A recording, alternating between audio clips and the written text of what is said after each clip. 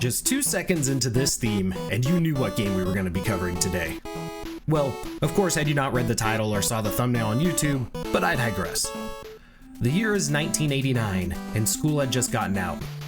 Most kids around me lollygagged with friends by the bus stop. Personally, I hauled my ass home because Ducktales was on TV. Now, let's just take a quick minute to appreciate this lineup. You had Ducktales, Chip 'n Dale Rescue Rangers, Tailspin, and then Darkwing Duck. Man, these times were the best. I was always sad though, because since school ended at 3 p.m., it would take me almost about 10 to 15 minutes to get home, and I always missed the beginning unless I had recorded it using like a VCR. And yeah, that's right, a video cassette recorder. For some reason, I always forgot to set the VCR whenever the episode with the Temple of Gold from the intro played, and it took me about 15 years before I actually found the episodes online to find out what happened in those episodes. So you can imagine my excitement when I found out that there was a Nintendo game made for this. Before I get into the game, I did want to mention that this was at the peak of the lineup of awesome cartoons hype. I actually had participated in a Nintendo game competition at my local mall in Los Angeles when I was a kid. We competed at Ducktales, Chip 'n Dale, and Tailspin. I did really poorly at Ducktales and Tailspin, but I placed third in score at Chip 'n Dale Rescue Rangers, and I won an autographed picture from the voice actor of Monterey Jack, Jim Cummings. However, since then I lost the autograph since I was a kid and didn't really take care of stuff that wasn't cool, like, you know, money or Nintendo stuff. Whereas now I totally wish that I still had it. Anyways, DuckTales is an amazing game and is one of the most memorable soundtracks that is totally up there with the likes of Mario or Zelda, Mega Man, any of those. The Transylvania track in particular is so banging that when I speedran this game, I didn't even mind that you end up going to the same level 3 times because you get to hear this awesome music every single time.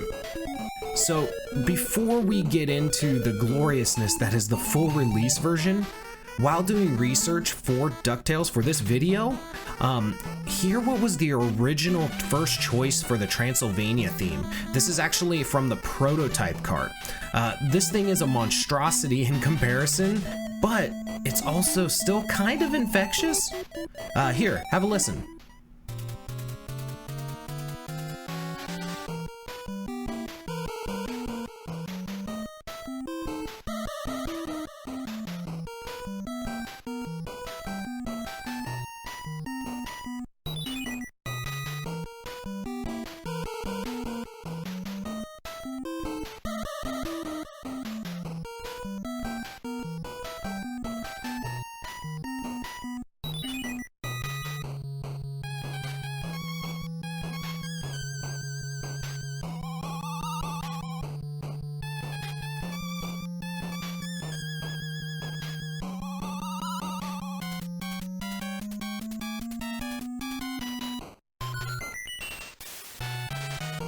Now, let's listen to what actually became the Transylvania theme as we wrap up this game review portion.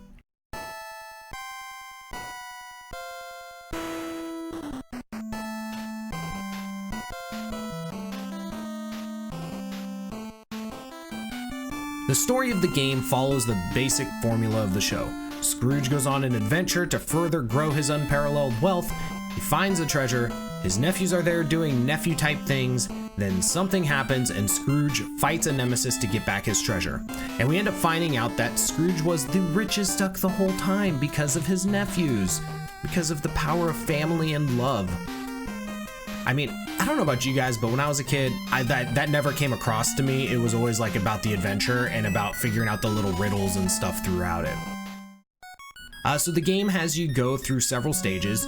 You have the Amazon, you have Transylvania, the African mines, you have the Himalayas, the moon, which apparently has the exact same physics as Earth.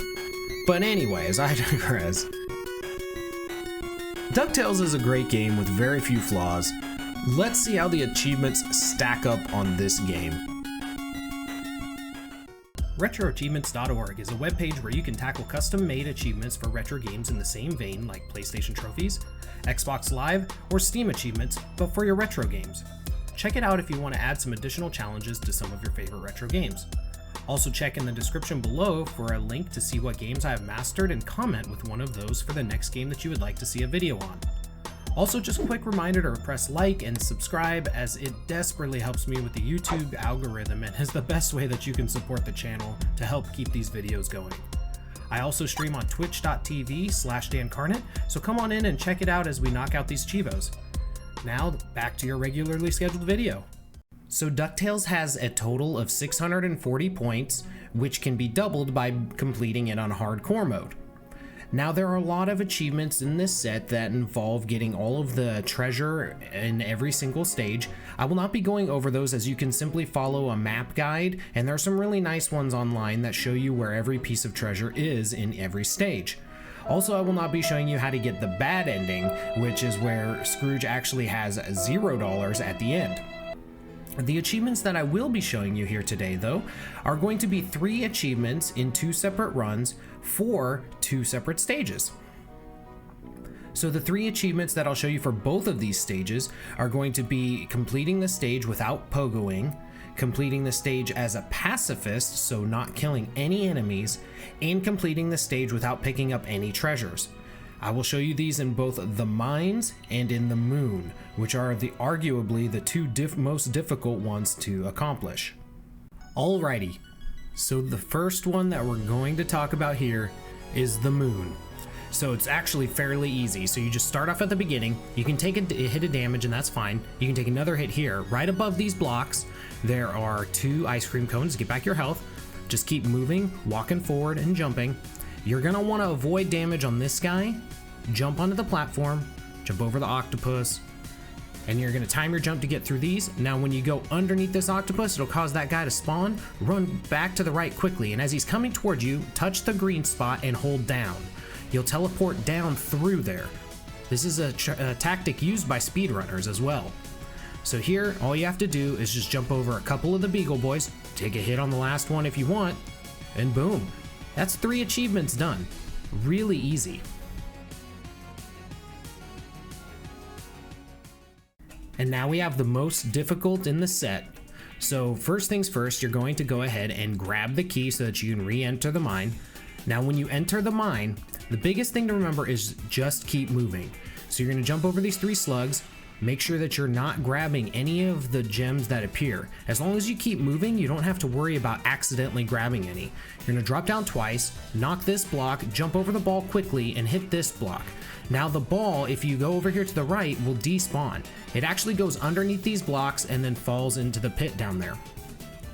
Jump over the slug and the flower, and then you're gonna fall down here. Now you need to watch out for these little green guys as they bump up too, because they will ruin your day. This jump right here with the treasure chest is the toughest. You gotta bait this guy and make the jump. Obviously, it is very difficult. It is, I wanna say pixel perfect. Now, in the event that you do fall, because more than likely you will fall here many times, keep trying.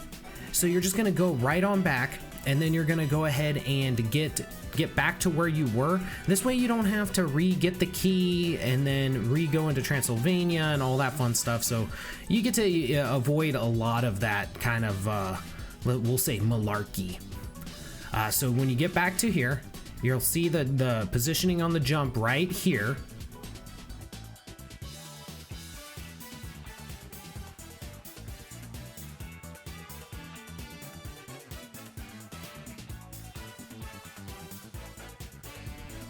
And then you finally make the jump over. And then here's where you want to be careful. This gem right there can ruin your run. You have to make sure to get off that platform when it spawns.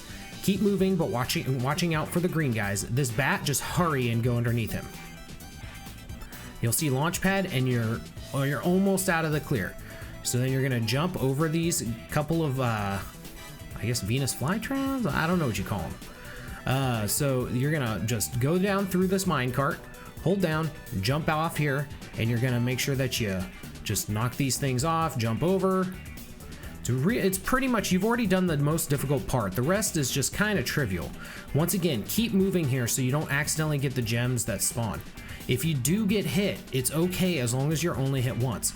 Now when you're in the air from the seesaw here, hold left. That way you avoid landing on that slug. Now you have to take damage from the slug to finish the level, so just hold up on this chain. If you jump off to the left and the right here, there are gems that are hidden and you don't want to accidentally grab them. Now this box right here is another little trick. So when you jump, you can actually use your cane in the air and still whack it like it was on the ground. So what you do is do it just like we did there, grab that cake and just head on to the end. It's really easy from that point, and you just got the last 3 achievements, the most difficult ones in the set. Congratulations! Alrighty, now it is time for the Retro Achievement Review ratings for DuckTales on the Nintendo. For overall game enjoyability, the game gets a 8 rich Scrooge McDucks out of 10. I love this game.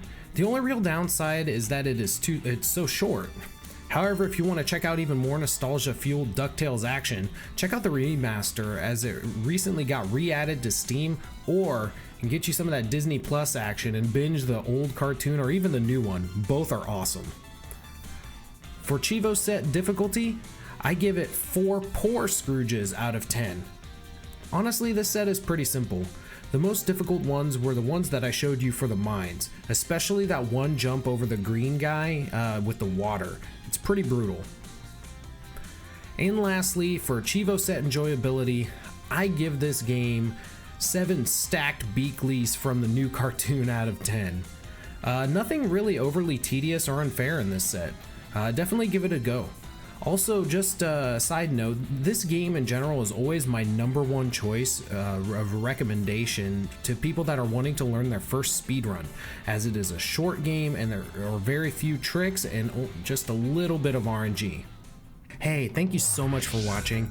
Be sure to like the video and subscribe if you enjoy the content. I try to get these videos out every 2 weeks with others thrown in between. Also, comment on what game I have mastered that you'd like to see me do a video on next. Check the description below for a link to that list. Reminder, check me out on Twitch at twitch.tv/DanCarnate. Lastly, have yourself a great day.